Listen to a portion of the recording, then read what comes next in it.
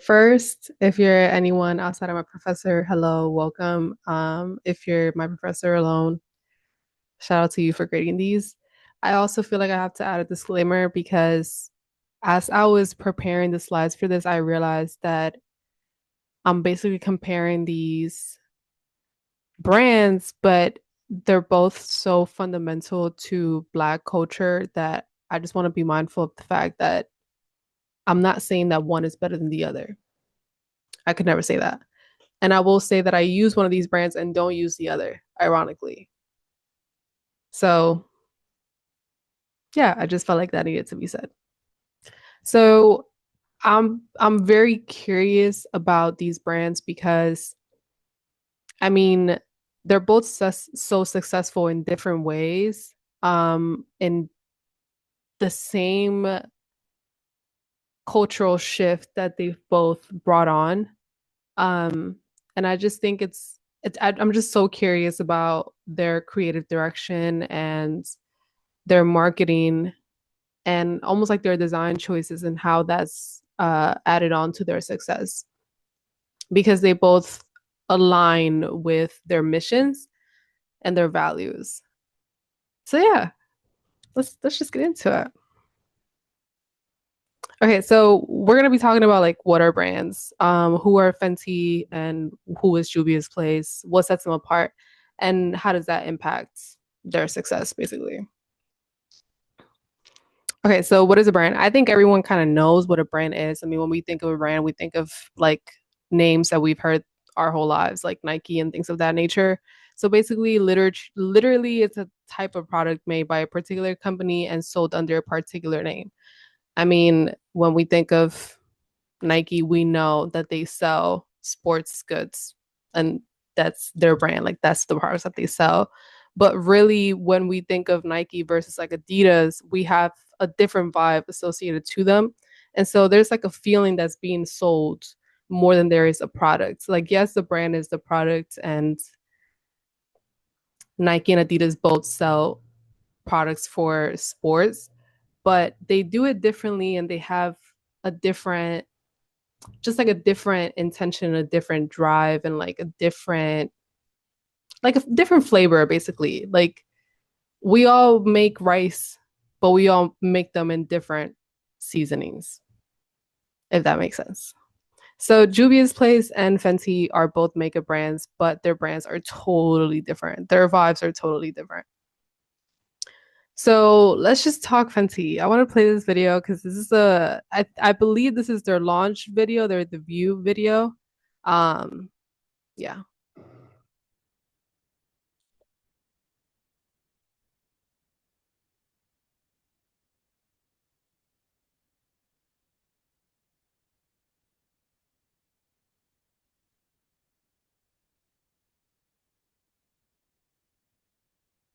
So Fenty Beauty was founded by by Rihanna, and it was launched in 2017 in partnership with LVMH, and it featured 40 inclusive shades of foundation, which broke the media. Before this point, it had not been heard of for makeup brands to be so inclusive.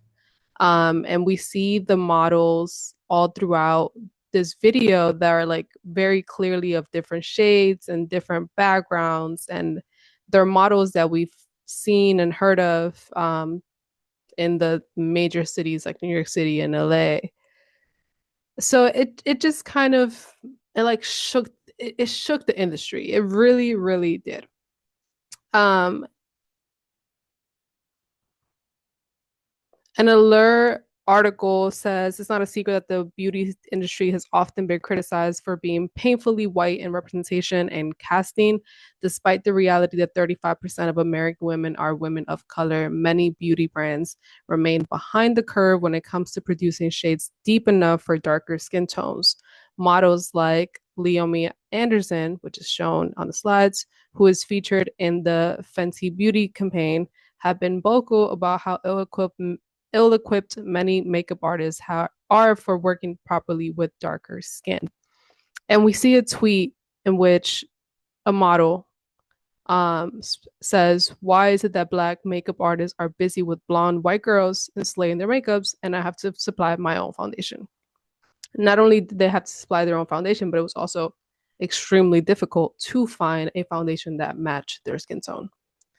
And so we see how impactful Fenty was in their attempts to create a more inclusive environment of women of color. I mean, we see like as soon as this happened, it again it like really broke the internet because we have articles saying, "Oh my goodness, I tried the makeup line, loved it, finally found the perfect foundation."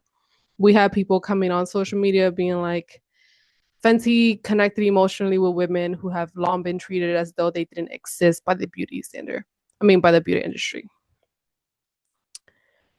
What's really interesting about it, though, is that Juvia's Place was already doing that in the sense that they already had an inclusive direction for their products, but they were just doing it differently. They had a different purpose, they had a different target audience, and they had a different marketing strategy. Before we get into that, I still want to just talk about some of the elements that Fenty has in their brand and like in their products, starting with their packaging. I remember when it first was launched that this was like a very interesting point of conversation, like their packaging. This like hexagon shape in their concealers and their lip glosses, and even like just a hexagon is something that I don't believe has been done quite a lot, if at all, in the past. And even like their foundation, which are these long tubes, right? They're not perfectly cylinder. They have like this they have like an edge to it. And I think that's like the word for their brand is like edgy, but also very sleek and elegant, very playful, but also very like simple, like relatable in a way that makes it feel easy to connect with. And I remember when the brand came out, I was in high school and I like had very little interest in ever going into a beauty store. But I think that just like seeing the products, it made it feel like, oh, like I want that. Like I'm not, I don't like. It's just it's elegant. It's kind of it's something that's nice to look at. It's aesthetically pleasing.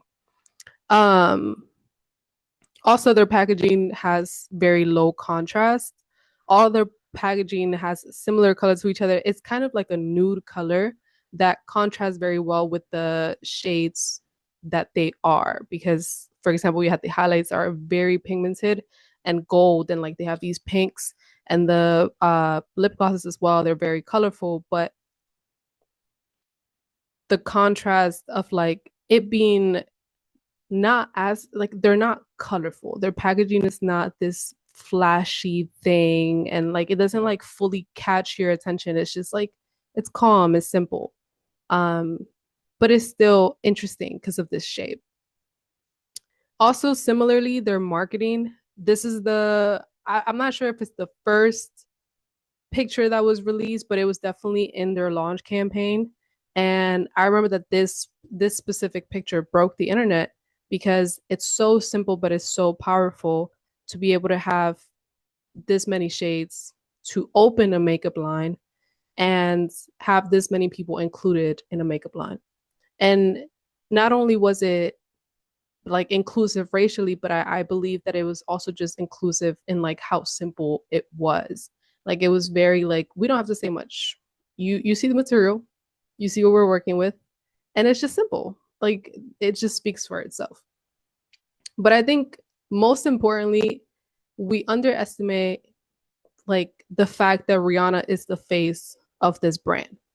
Like I don't think I have to explain all that much why.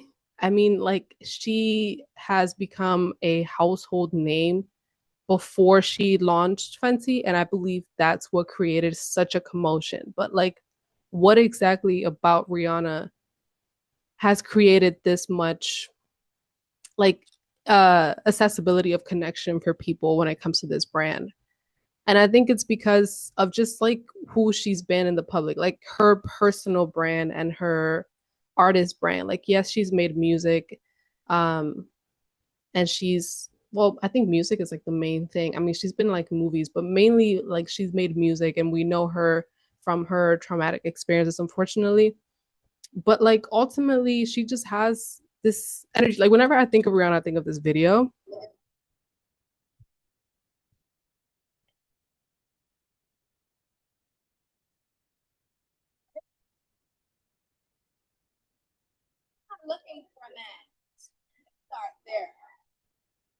That's what I think about it. And I feel like a lot of people have um this like perception of her where it's like if it's not that, it's her showing up with her nipples out to an event, to a public event, or just her attitude in the public is very elegant, beautiful, but also bold. And also we have like this sense of vulnerability based on the things that we know about her with her past relationships. So I feel like she's created a very easy path for people to be able to connect with her. So when she launched Fenty, it was like, oh my goodness, Rihanna is has a brand. Like I have to get on that. Specifically, I want to also mention that specifically, I think Black people, people of color who saw themselves in Rihanna, finally feel recognized and represented by this brand. Like feeling represented by this person that they felt not parasocially, but had some sort of connection with. I mean, she's Caribbean, she's an immigrant. She talks about like she's just a good person to connect with. So Fenty is sleek and advertised as a fun brand because Rihanna is both. She's sleek, she's elegant, but she's also very fun and silly.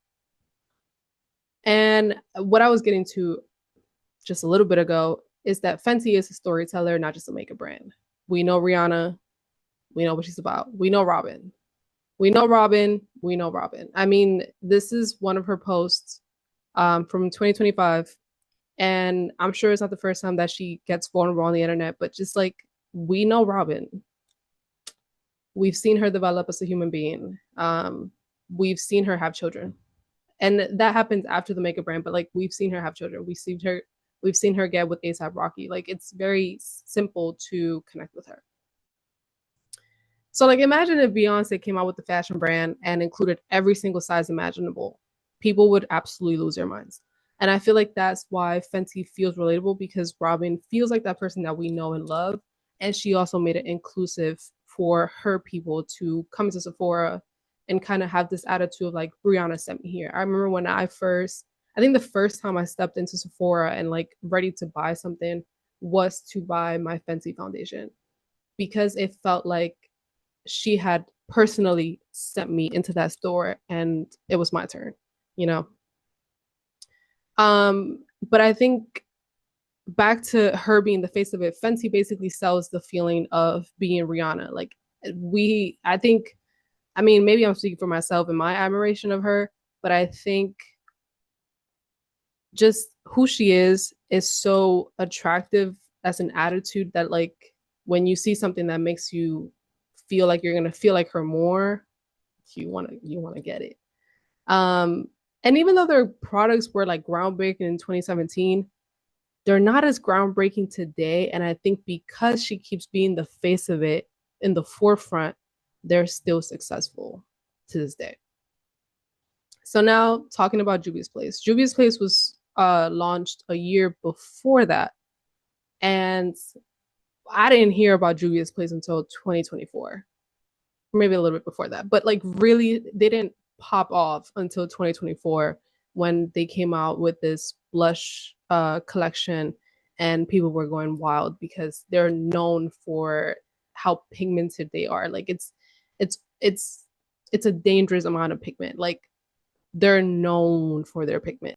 I think Juvia's Place changed the perception that people of color had around wearing blush. This is actually something that has been talked about for generations where like black people can't wear color, black people can't wear blush. But Juvia's Place said, hell nah. Absolutely the fuck nah, we're wearing blush. And it made it possible for people to pay $8, I believe, and get like a year's supply of fucking blush. But apart on top of that, all of their products are extremely pigmented. And you know that their products are made with people of color in the forefront before anything else. So when we look at their launch campaign, it's very different from Fenty. We have the color, we have the inclusivity, and we have this sensibility of this. We have this sense of like breaking barriers. Like this black and white gives this historic context to the brand, which I think was with the intention of like we're breaking boundaries, we're crossing the boundaries. At the same time, though, their launch campaign is a little busy. We have this collage thing going on, which I don't think there's anything wrong with. It just doesn't give this sense of like elegance and luxury. And I don't think they were trying to give that, but it makes it a little hard to be able to tell like who are we selling to and what are we selling to them, you know? So Juvia's Place took a really, really important task and it got kind of lost in the sauce due to a lack of marketing, in my opinion. So when we look at like their landing pages, I thought this was a really interesting find between the two. This is Fenty. This is from, I believe, a month ago, if not longer. I'm not fully sure when I put this together. And we see the pink. We see Miss Robin wearing the pink. And again, blush and pinks and color is something that for Black women is like a problematic thing, like historically. So it's seen as like tacky or like just ugly, which is untrue. But when we see it in this like elegant fashion with Rihanna in the forefront, it's oh my goodness, I want to get a little pink color. And I think there's like an elegance to it, even like the composition of this photograph with the type being is it sans serif or serif? I should know this. I'm gonna go ahead and say sans serif. It being sans serif, all of it just being one color, just white and pink. Like those are the two main colors. Like it's really, really simple. It's really easy to digest. Um, but it's still kind of bold. We got the eye contact with Miss Robin. We got the sharp contour. We got the really like bold jewelry. We have the fur. Like there's a lot of stuff here that screams Rihanna. Even the backwards N in their logo, I think, screams Rihanna, which is exactly why her profile picture has been this for years. I feel like her brand is her. That's just me. Versus we got Juvia's Place, which looks like this. I don't think there's anything wrong with this per se. I just think it gives a very different sense of like who are we trying to reach? Because in my pink gloss era gives TikTok. I do have something against TikTok. This gives TikTok. It gives high school. Even the galaxy being a part of it, the bubble letters, is that what they're called? It's just it's a little confusing. There's like a lot going on. There's a lot going on and it takes away from the product itself.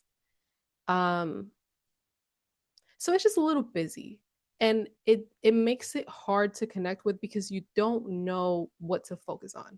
With Fenty, it's like boom, you have one product and then the product is bringing you to the collection. But then you have all of the products and the galaxy and the really interesting font and the different colors and then this person on the side and like the composition is just all over the place. And you would think that these are decisions that don't matter for marketing. Like the product is amazing. It shouldn't matter how good the marketing is. But unfortunately, the graphic design does matter. It does matter. And when you look at their websites today, this is a little less busy today. I believe they're the same. Yes. They're the same thing on the bottom, but it's still like when you look at Fenty, Rihanna's first period, she's never not there because she's the face. And I will never stop saying that. She's the reason they're successful. But also the fact that like their graphic design is so her, it's so simple, it's so connectable versus I don't know where my eyes should go right here. I'm not sure. I'm not sure what we're looking at. I'm not sure what you want me to focus on. I'm not sure who this is for. And I'm not sure if this is good for the sake of reachability, if that's even a word, because it being so busy might give the idea that like, oh, this is for everybody. So it's it's amazing. Um yeah. So even though these brands supply very similar needs, and arguably, I argue that Juvia's Place has more success in their product's functions, which is why I use it and I don't use Fenty. Their marketing and branding create very different atmospheres. And ultimately, people want to feel expensive when they invest in their beauty. So people are going to go towards Fenty instead of going towards Juvia's Place because they just want to feel like they're investing in luxury and like a luxurious life. But at the same time, Juvia's Place is it's like I just said, I think it's very good for people that are just getting into makeup who might not want to invest that much money into their makeup because I mean Fenty is more expensive. And yeah, I think they're more about that inclusivity role. So different approaches, different audiences, different impacts. Thank you for coming to my TED Talk. Yeah, thank you so much for listening.